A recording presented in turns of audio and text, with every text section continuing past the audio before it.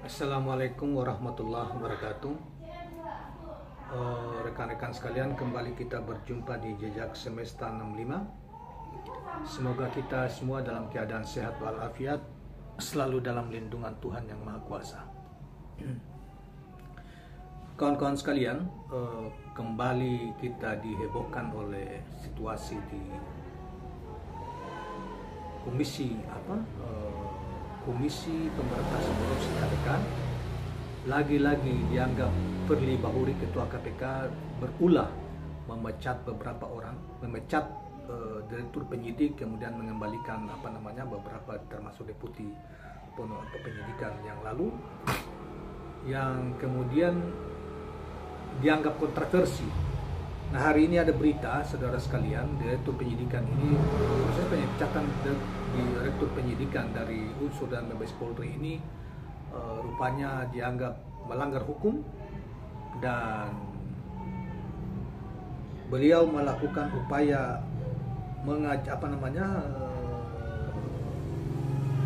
melaporkan Sekjen KPK dan pimpinan KPK, dalam hal ini Firly Bahuri, ke Dewan Pengawas KPK. Nah, ini ramai lagi karena ya ini semuanya dari peristiwa rentetan di masa yang lalu dalam kaitan masalah kasus Formula E. Rupanya memang Firly Bahuri, sebagaimana juga kita ketahui, berambisi betul untuk menaikkan status Formula E, penyidikan Formula E ke tingkat penyidikan. Rupanya ya upaya ini juga disorot oleh berbagai kalangan, terutama kalangan pengamat sosial politik, dan mencurigai bahwa Firly menjadi alat politik bagi kelompok tertentu untuk menjegal Anies Rashid Baswedan maju di Pilpres 2024. Upaya-upaya berbagai macam cara dilakukan di KPK, termasuk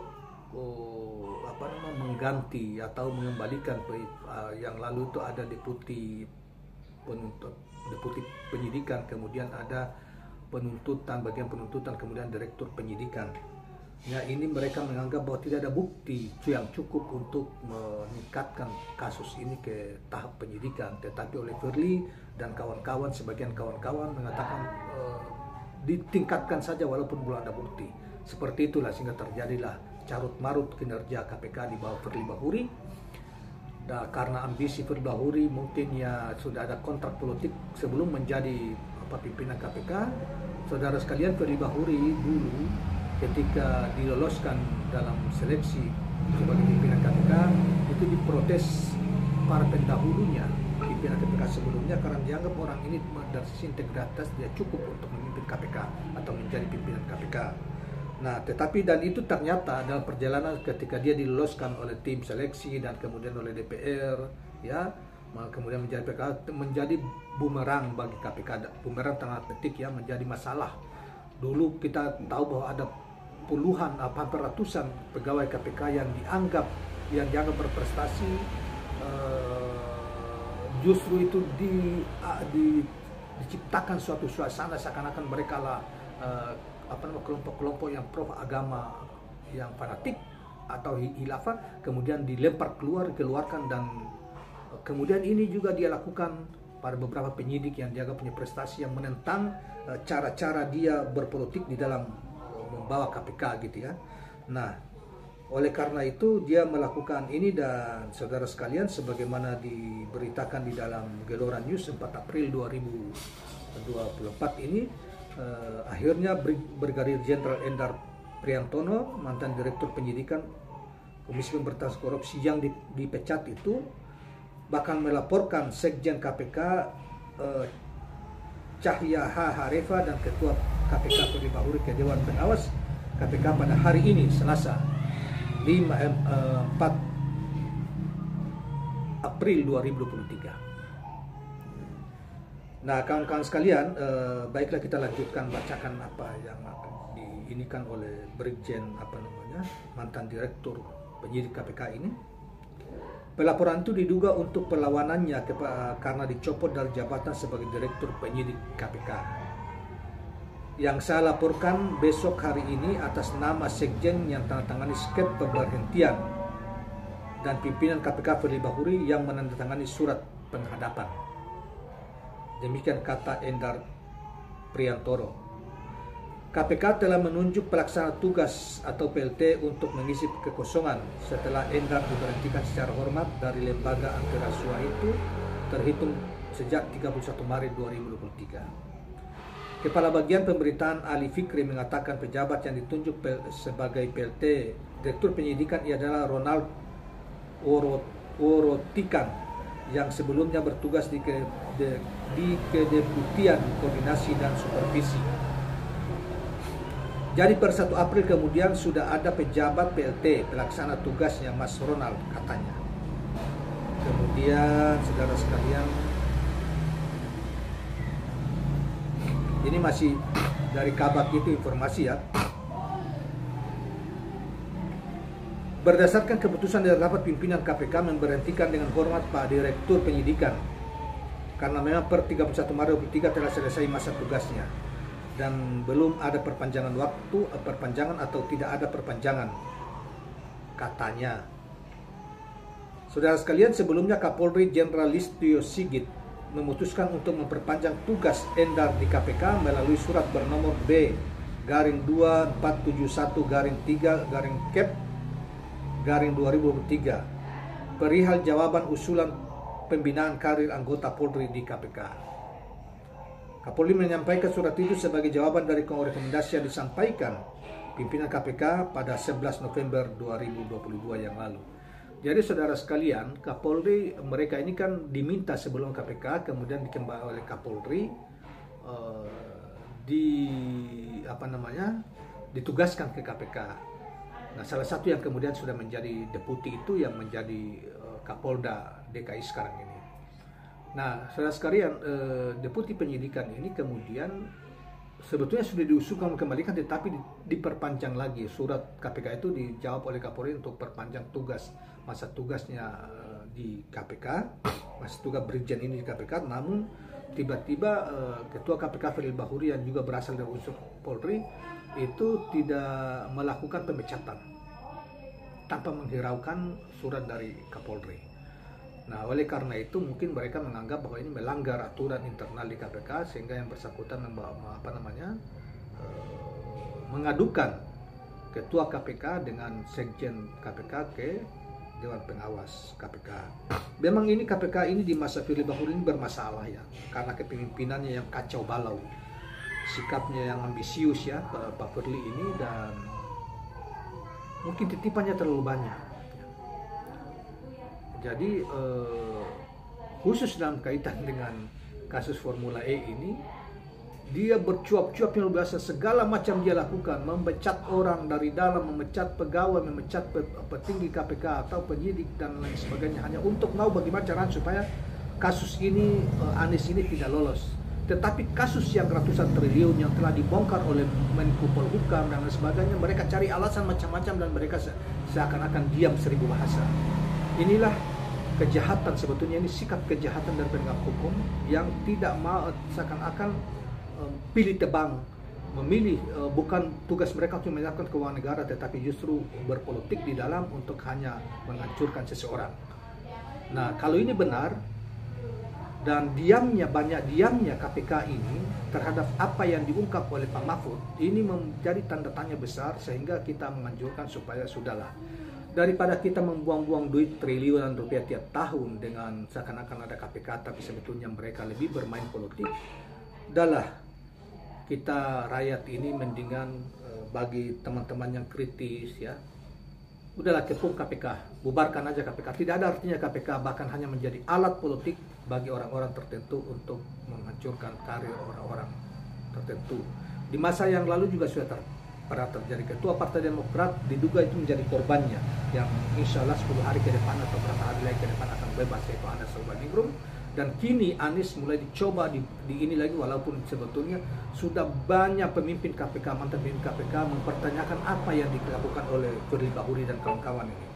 Dan Firly Bahuri juga mendapat perlawanan dari anggota komisioner KPK yang lainnya, apalagi dari dalam penyidik sendiri, sehingga dia mencoba berbagai macam cara untuk bagaimana supaya kasus ini naik ke penyidikan dan Anies ditarget sebagai target untuk menjadi menjadi tersangka dan dia tidak bisa calon KPK, dan ini maka tidak bisa calon di pemilu 2024 yang akan datang sebagai capres.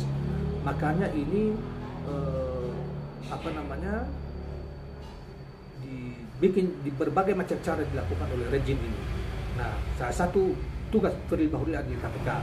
Tugas yang lainnya, Muldoko di menghancurkan Demokrat, bisa mengambil alih Demokrat, ada tugas, kemudian tugas yang lainnya adalah menyatukan partai-partai yang mendukung pemerintah untuk melawan Anies. Luar biasa. Kalau menurut saya ini kita tidak boleh diam, bro, teman-teman yang pendukung Anies, hati-hati nih. Ini perjuangan makin berat. Ini harus bagi tugas juga. Ini KPK kalau memang betul-betul ini tidak ada KPK ini kalau memang dia bermain-main menggunakan ini juga harus dilawan, tidak bisa diam.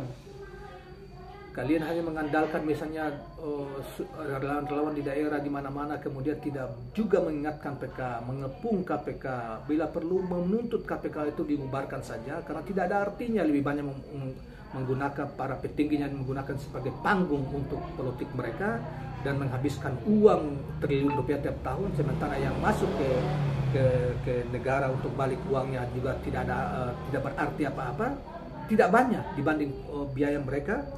Kita malah saya mengatakan bahwa prestasi para periode Firly ya KPK, prestasi kejaksaan jauh lebih luar biasa dibanding KPK. Kejaksaan lah mengejar dugaan korupsi besar yang melibatkan puluhan sampai ratusan miliar bahkan triliun. Sementara KPK dia mengejar abu-abu, lebih banyak berpolitiknya. Nah, saudara sekalian, dalam kaitan ini maka kemudian ada berita lain ya yang disorot oleh juga pengamat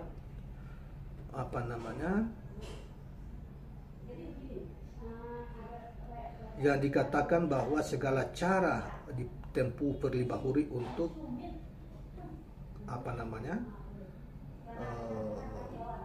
mentersangkakan Anies. Nah, misalnya ini katakan begini, pengamat kebijakan publik Gigin Praginanto mengungkap upaya kotor menjegal Anies Baswedan maju Pilpres 2024 dalam kaitannya dengan pemecatan terhadap beberapa bagian, termasuk deputi penindakan, bukan pemecatan, deputi penindakan dipindahkan ya, diusulkan dengan dia menjadi Kapolda sekarang. Kemudian ada itu yang deputi direktur penyidikan itu yang tidak setuju dengan cara Firly, bahkan tidak setuju bahwa kasus itu Formula E itu belum ada bukti untuk bisa ditindaklanjuti ke tahap penyidikan. Nah, salah satu cara kotor itu dilancarkan Ketua KPK Firly Bahuri. KPK terkesan memaksakan kasus Formula E yang menyeret nama Anies, ya itu ya. Nah, segala cara ditempuh agar Anies tak ikut Pilpres. Persiapan pun sudah matang, termasuk pembentukan koalisi baru dan perpanjangan masa jabatan presiden bila diperlukan, ujar Gigin Praginanto. Terbaru, Firly memecat 2 perwira Polri yang berada di KPK. Mereka adalah Irjen Karyoto dan Brigjen Endar Prianto yang menjabat sebagai Direktur Penyidikan KPK. Keduanya dikembalikan ke instansi asal, yakni Polri. Pemberhentian dengan hormat itu ditenggarai adanya perbedaan pendapat terkait kasus Formula E. Ya kan? Dua perwira polisi itu menolak menaikkan kasus yang menyeret nama Anies Baswedan tahap penyidikan. Endar menilai kasus Formula E belum cukup bukti untuk dinaikkan ke tahap penyidikan. Sementara Firly dan sebagian pimpinan KPK meminta kasus itu segera naik ke tahap penyidikan. Nah, saudara sekalian, di KPK itu, mohon maaf ini ya, bukan tidak bermaksud apa-apa, tetapi secara ideologis itu mereka pro dengan Firly. Itu adalah kelompok yang dua anggota, yang satu yaitu yang mohon maaf yang tidak beragama Islam. Nah, dan ini yang menggantikan ini juga bukan Muslim. Karena itu Firly lebih memilih itu, karena memang rata-rata yang mereka tidak mau Anies gitu, yang non Muslim ini ya.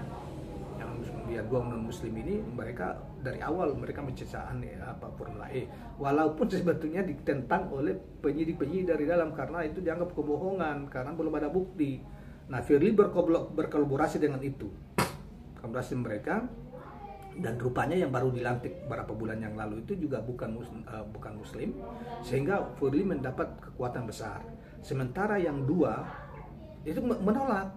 bersepakat dengan para penyidik ini, gitu loh. Nah, penyidik ini Firly rupanya mencoba menyingkirkan penyidik-penyidik ini, kemudian menggantikan mereka yang non-muslim, pimpinan penyidik ini, supaya mulus ininya. Soal ini atau tidak itu soal lain bagi Firly ya. Oleh karena itu hati-hati saudara sekalian, terutama para rakyat Indonesia, para pendukung Anies yang fanatik, ini tidak boleh dibiarkan. Anda boleh membuat relawan-relawan sampai ke tingkat desa, tetapi kalau ini dibiarkan percuma. Karena itu kepung KPK lawan KPK, bila perlu KPK dibubarkan. Karena ini sudah tidak fair dan ini kejahatan para petinggi KPK menggunakan lembaga hukum untuk menyerang orang, seperti yang didugakan oleh pengamat politik Gigin Praginanto ini. Saya setuju dengan itu. Sejauh ini tidak ada usulan dari KPK. Menurut dia, tadi kita sudah bacakan ya. Jadi menurut Gigin Praginanto ini segala cara dia tempuh untuk menghambat. Jadi pergeseran direktur penyidik KPK yang menentang Firly dalam kaitan masalah ini juga ada kaitan masalah politik Pilpres. Sehingga dikatakan bahwa Gigin Praginanto mengatakan ada upaya kotor menjegal Anies maju Pilpres 2004 dalam kaitan hal ini. Nah, yang dimuat di Gelora News 4 April 2024. Nah, Gigin mengatakan bahwa segala cara ditempuh agar Anies tak ikut Pilpres. Persiapan pun sudah matang, termasuk pembentukan koalisi baru dan perpanjangan masa jabatan presiden tidak diperlukan. Ini, saudara sekalian. Jadi pemecatan terhadap dua perwira ini itu bukan sesuatu menurut para pengamat dan kita juga bukan sesuatu yang normal proses pergantian, tetapi sesuatu pertarungan dari dalam, di mana Firly begitu antusias, begitu bersemangat dan begitu gigih. Dan tentunya ada di belakang-belakang dia yang mensponsor dia menjadi pimpinan KPK itu, partai-partai yang belakangnya, bohir-bohir dia lah. Jadi KPK ini tidak boleh dibiarkan begini terus, dan di bawah KPK ini, kekacauannya ini di bawah Firly Bahuri ini. Sebagaimana kita awal tadi, sehingga apa upaya untuk melakukan tugas-tugas pemberantasannya itu terhambat oleh pimpinan KPK sendiri yang tidak beres, bertingkah lakunya tidak beres. Ya. Demikian kawan-kawan sekalian apa yang kita sampaikan pada sore hari ini, mudah-mudahan bermanfaat dan mencerahkan. Terima kasih. Assalamualaikum warahmatullahi wabarakatuh.